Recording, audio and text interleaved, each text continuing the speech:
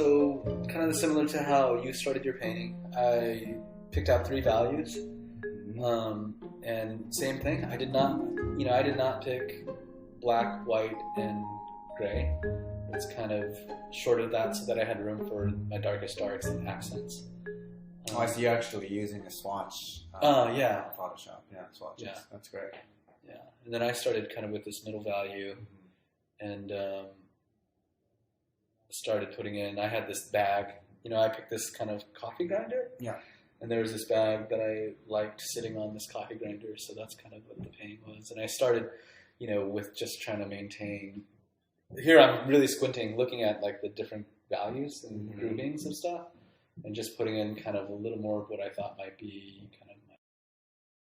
So here, I remember the one thing that I thought was interesting was that you're seeing these big shapes. So that's the top of the shelf blending into part of the coffee machine, and this lower part of the shelf that's kind of going in. And it's really, this is kind of fun to me. It's like a puzzle almost, where you're just squinting and seeing like where values are similar, kind of most similar and stuff like that, and then just blocking in really big shapes. But how do you like painting this way? It's fun. I think it's a really different way of than I normally start. I gotta admit, like I started this way because I knew that we were going to be teaching this way. Yeah. But it is a really helpful way to isolate certain problems. Right now, it's really about shapes and grouping and seeing specifically value relationships and shapes. That really is helpful for me. Like as I move forward on this painting, I'm able to isolate these things. Like right now, I'm looking at the edge of this, and I'm like, I distinctly see a value shift between the edge of the coffee machine and the outside. And I realized, that's what's allowing me to see that shape over there. And it really is, I'm really thinking about similarities of values in what I'm seeing. Whereas I think a lot of times I'm not starting there. I'm purely starting with just drawing and trying to capture shapes and stuff that I see. But here it was nice because I'm naturally such a draftsman. Like I like to draw. Not that I'm a good draftsman, but just I like to draw more than I like to feel comfortable. Paint. I feel comfortable, yeah. So this was a great way to just see shapes. And I think to be honest, I think I'm going to start to paint like this a lot more. Start like this a little bit more. I don't know if I feel like I had a really difficult time when I'd see like a grad across a wall. Yeah. And I could see on one end of the grad, it's clumping into my darker value, and on the other side, it's kind of into my middle value. Yeah. And you'll see here, like I'm like, right about there is about the break where there's a transition in there somewhere. So I'm almost using this kind of weird shorthand for an edge. Yeah. Where I'm putting the squiggly line. Yeah. It's not that I'm seeing a squiggly line. Yeah. I know that eventually I'm going to go and paint it. Yeah. It's to remind myself that's what it is, kind of. I'm just getting into edges, so I'm using the blur tool to just push around paint that's already there. It's just a reflection on the surface. Yeah, exactly. And so now I'm just focusing on edges. So this is another great advantage for me, like of why I like to paint like this is I can focus now on edges, edges. My brain gets overloaded so easily when I'm painting straight away. Right. Yeah. So this way you can actually use soft and hard edges, soft edges and hard edges. Yeah. Like you're really intentionally making the choice of, okay, this is soft and this is hard. Yeah. Which is good, yeah. I'm curious, like, what's the challenge of turning, colored, like what you were seeing here was in full color, and this exercise to paint in black and white. What's the challenge, and what are the things that you have to keep in mind when you do this? Yeah, I think color can be really deceiving. Yeah, so what's really nice about this is squinting is really helpful here, like because you really are looking at just like how bright something is in relation to each other. So I think color to me is this like this is one part of color. Yeah. I think the value part of it is just one part of color. Mm-hmm. And so looking at it like this, I do notice that like even though certain things are vastly different colors, the fact that they're similar values allows me, if I had to paint this in full color, that really gives me a lot of information moving forward of what the color needs to do to distinguish the differences between things. Yeah. Yeah, this is one of the first times I really felt like I was beginning to work the full painting versus working in just isolated little places. And I think that's something that's helped me to kind of organize certain parts of it. And you also use a lot of the lasso tool. Is that like to create edges? Is that the best way to use? Is that the best way to create hard edges? I like it because it's quick, immediate, and I can paint freely within it. Mm-hmm. Like if I have a lasso tool shape, I can really, it's again about isolating certain things. I can paint freely, thinking purely about the brush strokes and direction.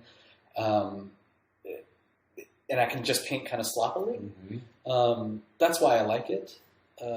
But it's not, I don't know if it's the best. It's a way that I prefer, working, I think. Yeah. Yeah. And then you're using one of the sort of texture brushes. Mm-hmm. Yeah, it's got kind of an opacity. Mm-hmm. The pressure is set to opacity sort of thing. Oh, what does that mean? So the harder I push, the more opaque the brush becomes. Oh, I see. So it depends on your pressure on the weight on the tablet. Yeah, the opacity changes. Mm-hmm. Oh, that's cool. Yeah. But it seems like you don't use a lot of different brushes. I mean, it seems like you only use one. You only use one. I mean, obviously the package that we provided for our students have multiple things. Yes. There's sometimes, right, different brushes that you can use to your advantage. But it seems like a lot of us, and I think we talked to a lot of our colleagues as well in a digital painting field, that a lot of us don't use many brushes. And once we like certain kinds of brushes, we tend to stick to one or two at the most. Yeah. Yeah, I mean, in particular, this brush I like because, one, it's blocky. It's not round. It's kind of blocky. And so, especially painting objects like this, or overall in general, as a drawing tool, kind of blocking things in, I like it a lot more. It forces me to think a lot more graphically. Yeah. And then also, like you said, it's textured. But if you press the brush completely, it goes completely opaque and really fills in well. So the texture tends to kind of disappear a bit. And so there's a variety kind of between texture and whatnot. Yeah. What's great about this is that we were kind of tucked off into the corner of a cafe where we didn't have to deal too much with people walking in front of us or that sort of thing. So what's really interesting here is the object that's right here, everything's pretty much the same, but the light is changing slightly over time. I don't know if you noticed that as you were painting. And I'm kind of trying to stick to what I saw initially now. As our students are going to do the black and white exercise, are there things that they need to keep in mind, especially after doing this on your own? I think that there are certain things, like you said, saturation of color can be extremely deceiving. I think that oftentimes we can paint something that we think it's a different value, but it's actually just a different level of saturation or a shift in hue and saturation sort of thing. I think the exercise here, painting in black and white, is really about seeing value. And, both of us have talked about how important value is to the feeling of something actually feeling like it's lit. Yeah.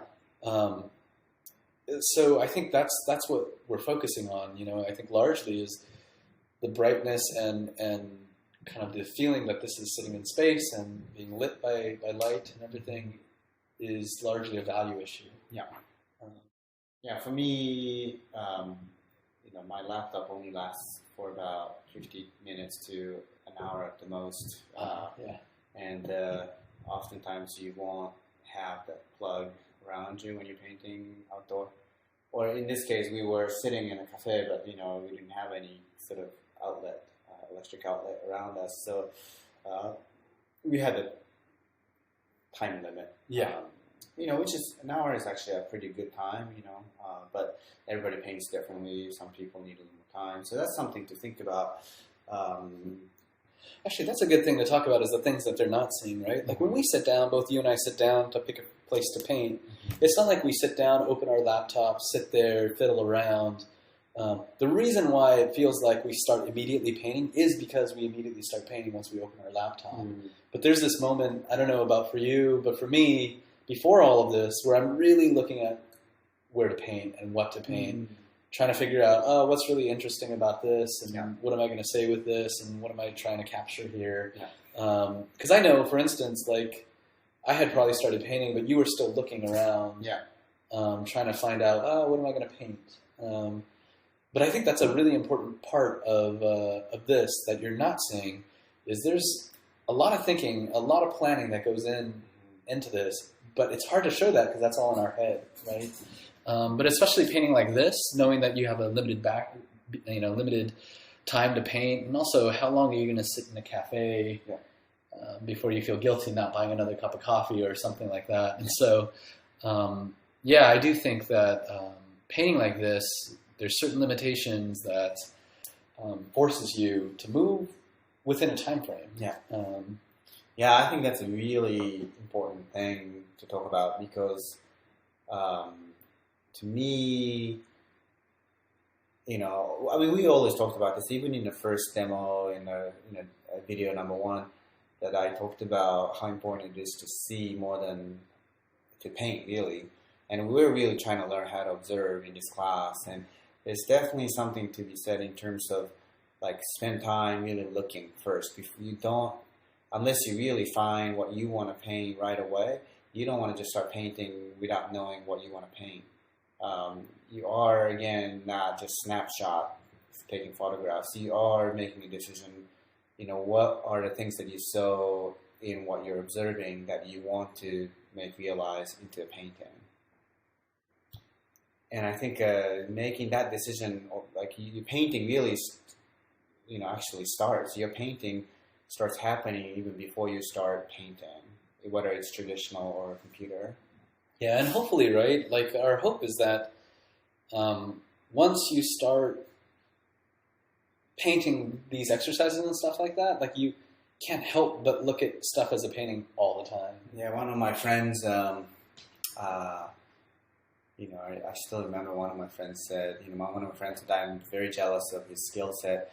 He said he's painting when he's not painting in his head, and that's when I realized, oh my God, I have to do that, Just because I don't have my paintbrush or the laptop, whatever, doesn't mean that I cannot paint, The way he was describing it, that he's seeing the world as if he's painting all the time. So this is the end of our second video. We talked about value today. It's just an introduction to the idea of values. We've tried to keep it really streamlined and simple. We're going to continue to work on values throughout the courses over the 9 weeks. But this is really where we wanted to start, and I really feel like if you kind of learn to understand these ideas and master them, you're actually in a great place. But we are going to dive into more values in future courses. Yeah, even for non-observational, like illustration type, like concept art type assignments, we'll still try to focus on values as well as colors together. So again, I think at the end of every course, we just want to reiterate how important it is to observe. I think looking at value, seeing the world in kind of through a different lens of just looking at value, we're hoping that you're seeing things a little bit differently.